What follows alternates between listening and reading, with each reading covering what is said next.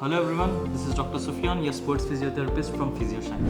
ఈరోజు మనతో విఘ్నేష్ గారు ఉన్నారు. He's a fast bowler and he had injury. So తన మాటలోనే విందాం, how was the treatment and journey in Physioshine. Hi అందరికీ, నా పేరు విఘ్నేష్.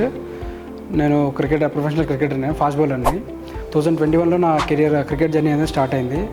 మంచిగానే సాగుతూ వచ్చింది. అండ్ 2024 సెప్టెంబర్లో సడన్గా ఇన్సిడెంట్ జరిగింది. ప్రాక్టీస్ సెషన్లో ఆడుతుండగా కింద పడ్డా. దానివల్ల బ్యాక్ ఇంజురీ అయింది. బ్యాక్ ఇంజురీ వల్ల బెడ్ మీద పడుకోవడం కానీ, వాకింగ్కి వెళ్ళడం కానీ, ఏదైనా వర్క్ చేయాలంటే కూడా ఎంత పెయిన్ వచ్చిందంటే అసలు అన్బేరబుల్ పెయిన్ అసలు అది.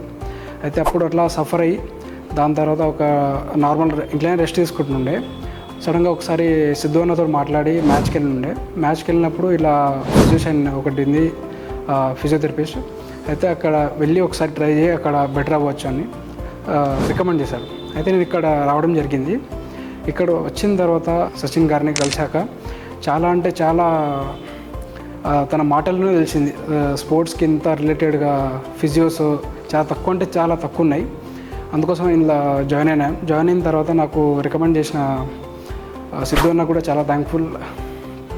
ఎందుకంటే తన వల్ల ఈ ఫిజిషియన్కి రావడం జరిగింది. నాకు ఫిజియోథెరపిస్ట్ని అసైన్ చేశారు. తనే డాక్టర్ సోఫియన్ గారు.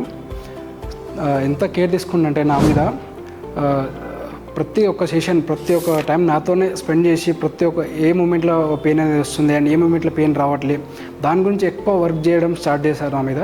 అయితే అండ్ రిజల్ట్స్ 3 to 4 months తీసుకుంటుందేమో నేను అనుకున్నా.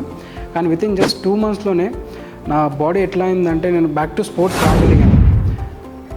డాక్టర్ సోఫియన్ గారు వల్ల అండ్ డాక్టర్ సచిన్ చాలా హెల్ప్ఫుల్గా నాకు ట్రీట్మెంట్ అనేది చాలా మంచిగా చేశారు.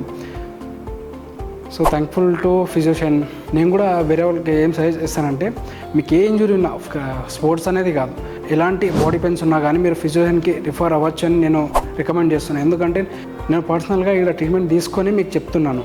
ఎందుకంటే నా స్టార్టింగ్ ఎలా ఉండే అండ్ ఎండింగ్ ఎలా ఉంది మీరందరూ ఇప్పుడు నా మాటల్లో వింటున్నారు. స్టార్టింగ్లో అసలు లెవెల్ పొజిషన్ నుంచి అండ్ ఇప్పుడు నేను రన్నింగ్ మళ్ళీ ఫాస్ట్ బౌలింగ్ రెడీ అయిపోయాను.